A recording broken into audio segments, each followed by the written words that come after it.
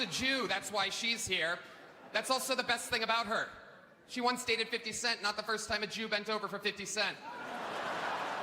Chelsea, why so serious? She looks like the fucking Joker, people. She's aging like a vegetable in Lizzo's fridge.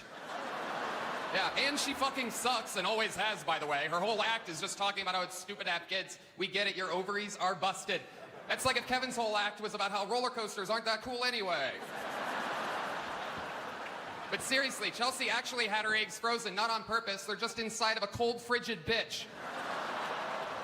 Yeah. I call her Sterile Underwood. Cheryl Underwood, more like under a rock. Who even is this bitch?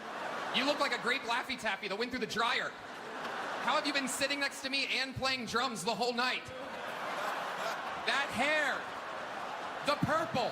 You look like your own pussy.